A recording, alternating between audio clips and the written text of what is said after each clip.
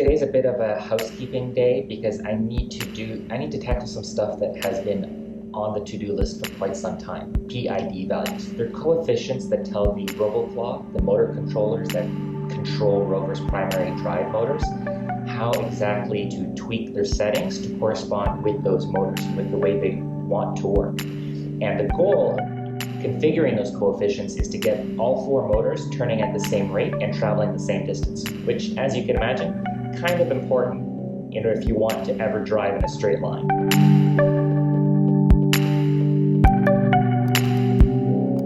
So what we see here is the sketch executing a drive command and reporting the speeds and encoder values for the relevant wheels. The part that we're interested in most is the fact that these values here are different. And of course, we want the encoder values to all more or less match up. Similarly, when they're running, you'll see here, for example, we've got values of 10,000, under 9,000, 9,500. It's kind of all over the place. And the objective, of course, is to get all the wheels reporting the same values. And that's done by modifying these DPI or PID values settings for each of the motor claws. So we got two motor claws addressed 1 and 2, and each one has a motor 1, motor 2. So we've got 4 motors across 2 RoboClaws. PID, proportional, integral, and derivative.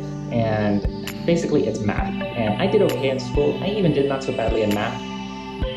But it's been a decade or two since I had to draw an integral sign. So yeah, I'm rusty.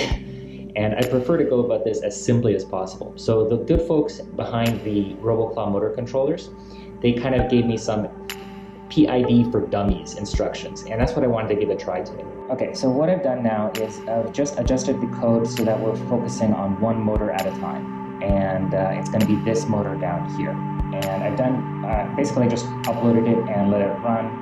I set the speed, the target speed at 5,000. But as you can see, we're getting at about 4,500.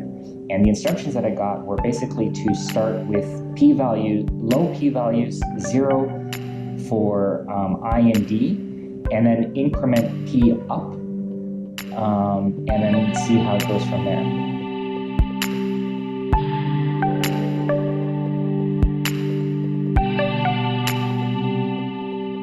Despite my best efforts, I've had to actually learn a little bit more about PID values in order to understand what the heck I'm doing with this number manipulation. Let me show you a basic explanation that made sense to me. Here we have a simple chart. Our target speed is here. What the motor controllers are trying to do are trying to get to that level, but they are varying kind of up and down, but it's constantly a battle of, do I increase a little bit more? Do I take a little away in order to hit that speed?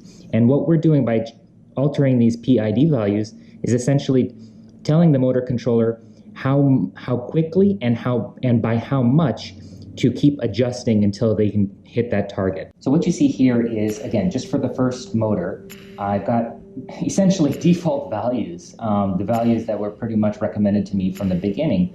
But I forgot that you have to also check the QPPS, which is essentially the ticker, how many ticks per second the motors do.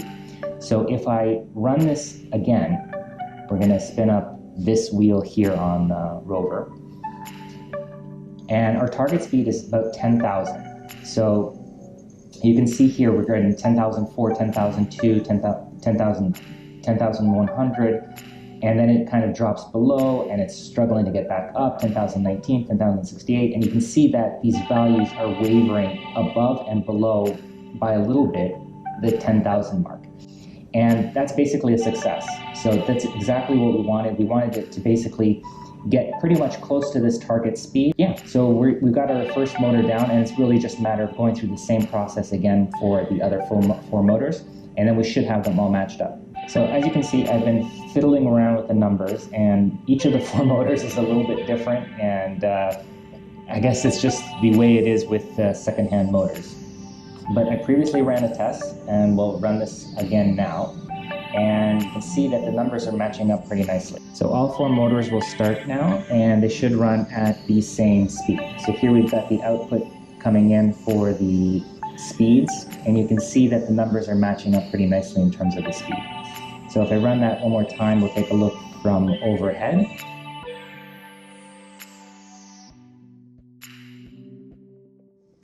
And we can see all 4 motors running. And basically what we're looking for is for the motors to come to a stop in unison. Another item on today's to-do list is to optimize the way in which ROVer's Android brain communicates with the command center in the cloud. So what I noticed yesterday, after a long day of testing, the logs that ROVer was checking against were growing quite large. And my concern is that the time delay in pulling down all that information was causing issues with ROVer's ability to execute in a timely manner. So I want to optimize that in a way that basically gets the information down to ROVer's Android tablet brain more efficiently, and there's less time basically checking stuff against the cloud. To alleviate what I think is a load on ROVer when he's pulling down the list of logs, basically the list gets really big. So what I did was I did a check to see if everything's been executed, then move over the executed commands into the archive, and then basically make the pending file nice and empty. So that when ROVer checks with the empty file, it's basically a 0-byte file and it pulls down really quickly, and we can update new pending commands really quickly. So if I go over to the log file from yesterday, December 5th, and I go to open it with my text viewer here, you can see that the file actually takes quite a while to load. It's still loading, still loading, still loading. You can see I get the spinning beach ball and still loading. Of course, it probably works faster via the web server, but nonetheless, it takes quite a few seconds to load. And given the fact that ROVer checks every 2 seconds, that can pose a problem. So what I did with the pending file now, if we go over to ROVer's command center, and here's the activity feed. You see, I'll just do a refresh here. It's loading and it appears from the end user exactly the same. But if we, let's say, do a program that requires a few steps so that we can get to see exactly how it looks, let's get ROVer's legs to straighten out here. We'll send that over. You can see that he's running. I'll do a couple of refreshes here, and you can see over on the right-hand side of your screen there, as I'm refreshing, commands get executed, marked as fetched, and if I keep executing, there's no gap. Everything's been executed. These files have now been moved over to the archive, and the pending file is now clear, and that should help a lot with the speed with which ROVer can pull down new commands. So I'm really quite happy with that. 2 for 2 in the housework department, so that's great. There's one more bug that I want to tackle today. I don't think I'll be able to share it with you, but just to give you some insight into the sort of stuff that I have to deal with. I don't know if you noticed, but in previous tests where I block ROVer's sensor prior to him getting started, so that basically he waits until it's all clear and then starts rolling, he doesn't actually say, please excuse me, until after the person on my hand, in this case, has moved out of the way, which kind of defeats the purpose of him saying, please excuse me. So I need to basically work in a sort of interrupt that has him execute that speech command, not just keep waiting until he can execute the drive command that's actually pending. The other thing I wanted to mention was I had a suggestion yesterday via social media for posting up ROVer's hardware specs. As you know, I'm sharing ROVer's software code, the Android code, as well as the Arduino code. It's all available to anybody who's interested. And I want to do the same with the hardware stuff. Basically, with the way in which ROVer's programming is coming together, you can apply that to any sort of robot, 4-wheeled robot, 6-wheeled robot, what have you, and with your own chassis design. So kind of you bring your own chassis, implement the components, the Arduino boards, and that other stuff.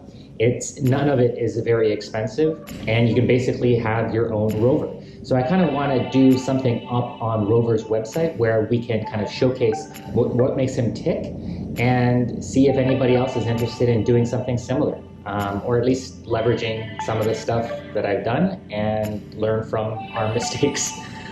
So if you're curious, give us a thumbs up, subscribe to stay tuned on future episodes. Excuse me. Use the comments down below on YouTube or over on ROVer's site. We'd love to hear from you. And otherwise, we'll see you guys next time. Cheers.